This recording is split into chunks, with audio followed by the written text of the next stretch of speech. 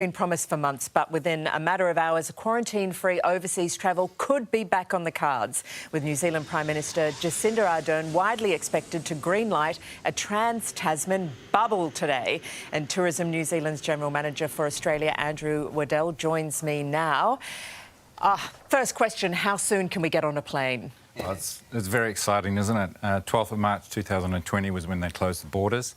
So we've been waiting for a long time. It feels more closer than it ever has been before. And we're hopeful for an announcement later today in the post-cabinet press conference, which for our first flight, potentially in April, late April. Late April? Well, mid to late April, we hope. So. We have been here before, though, haven't we? And it's been pulled, I think, a couple of times because of outbreaks. How secure can we be this time? Oh, absolutely. I think, safety first. Both Australia and New Zealand have had a pretty similar approach in the sense of managing COVID. We know that visitors are less concerned about health now and travel with health, but more around snap border closures. So it's about how New Zealand and Australia manage those borders, inform travellers and build that trust in travel again. It's really important we connect friends and family first and foremost. 600,000 visitors from Australia visit their friends and family in New Zealand a year pre-COVID. So, connecting them is going to be most important, and then obviously there's the business and holiday sector as well. Yeah, I've missed a couple of big birthdays. I have a cousin who's out of work because she's in the travel industry. I'm really keen to get over there and see everybody. How tough has it been for the industry? How desperate are they feeling about getting visitors back? Yeah, I think both for Australia and New Zealand, domestic played a big role in managing that sort of, the year without international tourists, but it can only go so far. We've seen, in places like Rotorua, West Coast in the South Island, down into Fiordland, have had a similar situation to what Cairns has in Australia as well. And it's really important that we're able to get those international tourists to supplement and support that domestic travel as well. The international visitor spends, up to 3 times what a domestic traveller would. So getting back into that community is really important. And what's great about tourism is it spreads that economic benefit. So it's not just the tourism operators, it goes into the transport, it goes into corner shops, petrol stations, and that really helps the community bounce back. Dairies? Yes, dairies, corner shops. I did use corner shops. What are you anticipating? I'm imagining there's going to be a stampede. Are you anticipating that Australians will be rushing to New Zealand? Well, yeah, we know that it's both Qantas and in New Zealand are ready to bounce back quickly. The visiting friends and family will be significant. There are going to be a lot of emotional scenes at airports, which is going to be pretty touching. There will be a little bit of caution from leisure and holiday visitors in the sense of just understanding what it's going to like. It could be bumpy, and that's okay. But we tend to think, any bumps in the road, we're going to learn for a stronger border opening and maintaining that over time.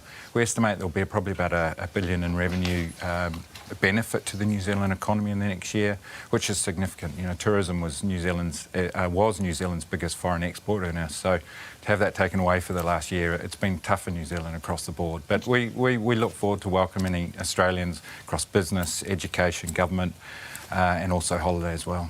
Are Kiwis generally nervous about having people from Australia come, given the concerns about COVID? And we have had the odd outbreak, and we do have a few hot spots from time to time. How are they feeling? Yeah, I think particularly in the last couple of months, it's tended to change. There has been a sort of sense of, we've weathered the storm, we've weathered it together. Australia and New Zealand are extremely close.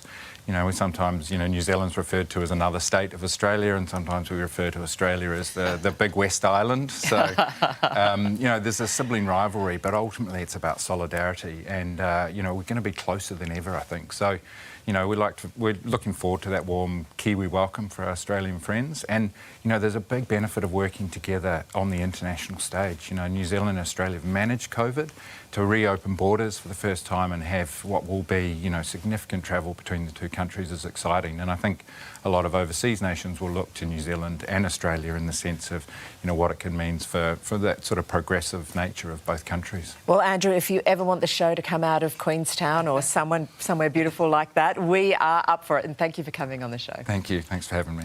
Okay, That is a typical Kiwi. She doesn't want to pay for it herself. Does a great job, Andrew. Well, a fresh blow this morning to Australia's COVID vaccine rollout, with pharmacists revealing they won't start administering the jab until at least June.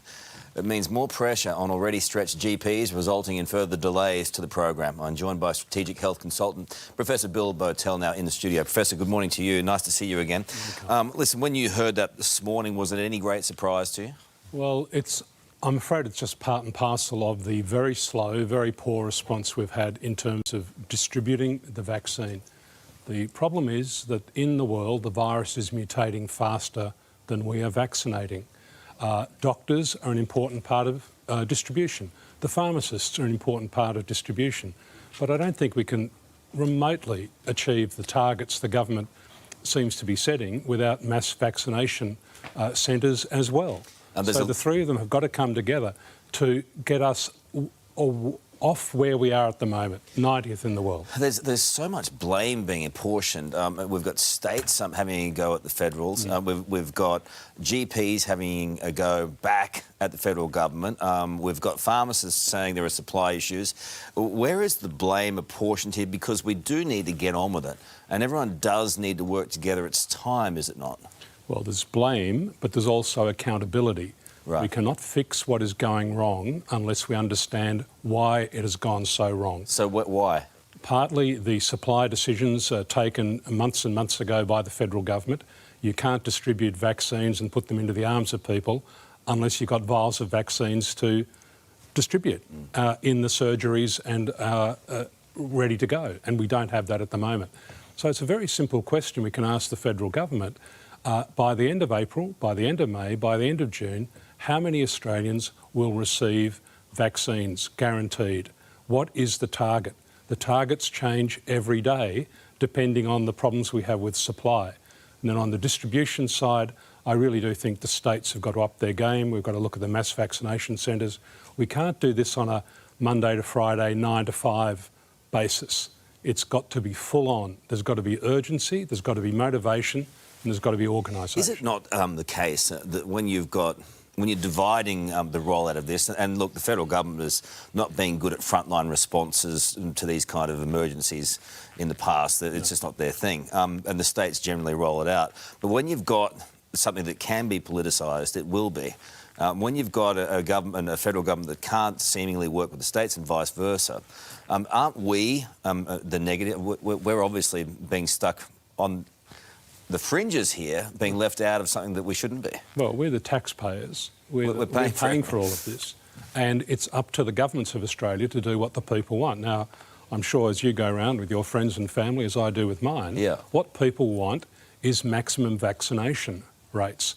At the moment, we're sandwiched somewhere between Bolivia and Albania, down about 94th in the world. It's just not good enough. So it's got to be massively upgraded. We cannot go on like this and achieve the vaccine targets. And we're not going to keep that travel bubble with New Zealand open unless we've got high vaccination. You can have mass vaccinations, you can do mass vaccination centres, but then you've got to guarantee the supply, and we can't even guarantee that yet. Well, I think we have to look closely at the supply. The American production machine is in overdrive. They are well on the way to vaccinating their entire population, and sometime in the next month or two, they're going to start looking at exporting, particularly Pfizer, to Canada and Mexico and to other countries.